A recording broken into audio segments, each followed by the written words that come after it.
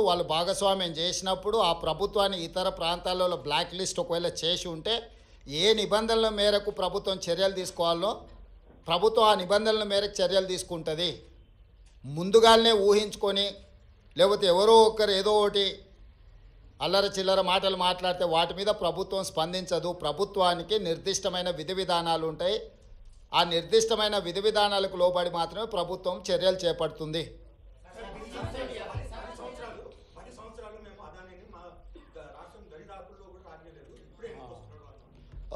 ఆ లిస్టు కాగితం ఇక్కడ తీసుకో, ఎన్ని ఇట్లా ఇటు.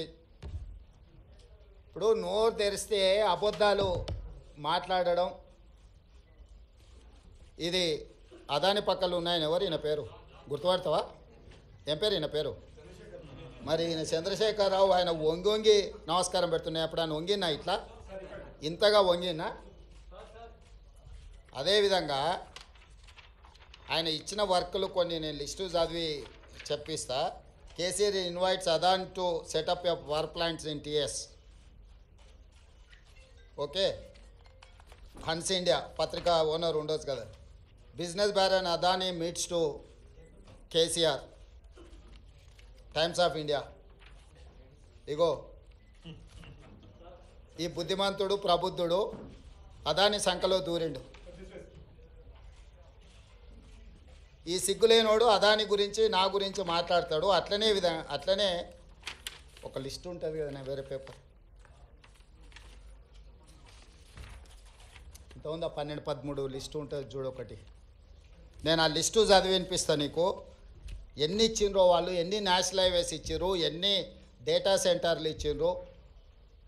ఒకవేళ సిద్ధంగా ఉన్నాడు ఆయన ఇచ్చిన అన్నిటి మీద విచారణకు. మళ్ళీ విచారణ ఏంగానే చూసిరా నా మీద కేసులు పెడుతురని ఒకలా ఏడుపులు ఏడుస్తుంటాడు. పెట్టూరి జైలుకు పోతానే ఆయన్నే అంటాడు. ఎప్పుడెప్పుడు జైలుకు పోదామా, జైల్లో పోయి ఉందామా అని. ఆయన ఏమనుకుంటున్నట్టు నిన్న అనేది పేపర్లో చూసిన జైలుకు పోయిన వాళ్ళు అందరూ అయినరానా?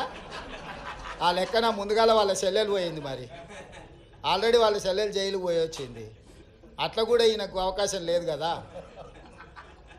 ఆ ఛాన్స్ ఒకవేళ తీసుకుంటే కేసీఆర్ ఫ్యామిలీలా ఆల్రెడీ వాళ్ళ చెల్లెలు జైలు పోయి వచ్చింది. ఆ ఛాన్స్ ఆల్రెడీ వాళ్ళ చెల్లెలు కొట్టేసింది. ఆ ఫ్యామిలీలో ఉన్న పోటీని తట్టుకోలేక. కాబట్టి ఇట్లాంటి చిల్లర ఆలోచనలు మానాలి. 10 ఏళ్ళు మంత్రి చేసినోడు, అమెరికాలో చదువుకొచ్చినోడు, కొంచెమన్నా జ్ఞానంతో కొంచెమన్నా ఆలోచన విజ్డమ్ వాడాలి కదా. ఆ విజ్డమ్ వాడకుండా అన్ని చిల్లర మాటలు మాట్లాడుకుంటా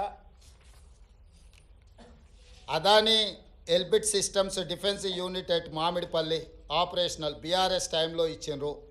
అదేవిధంగా missile cell manufacturing unit at Mamidipalli under construction BRS ఇచ్చింది. Microsoft data centre at Ellikatra BRS ఇచ్చింది.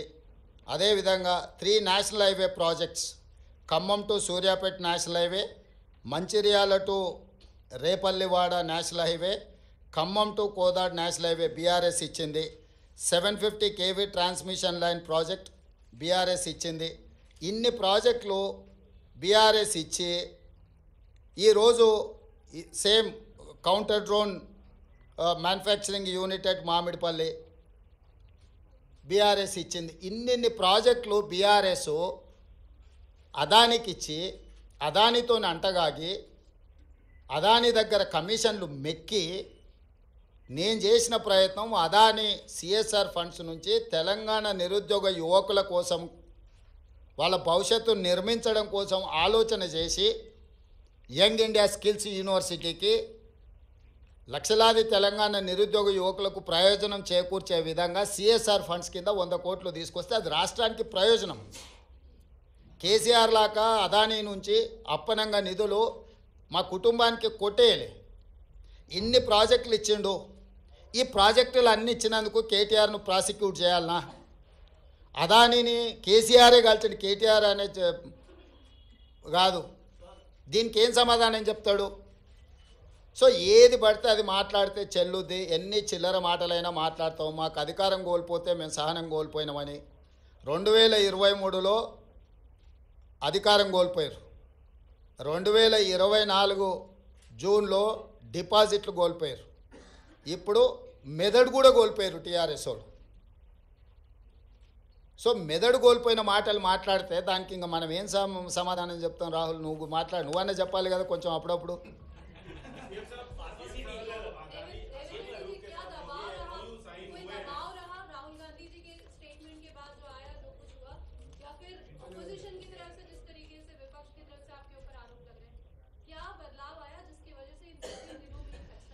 बदलाव नहीं है, ये कंट्रोवर्सीज में मैं जाना नहीं चाहता हूँ, क्योंकि अदानी ग्रुप से मैं किसी पार्टी के लिए, हमारे कांग्रेस पार्टी के लिए नहीं तो हमारे परिवार के लिए एक पैसा नहीं लिए। जो तेलंगाना राज्य सरकार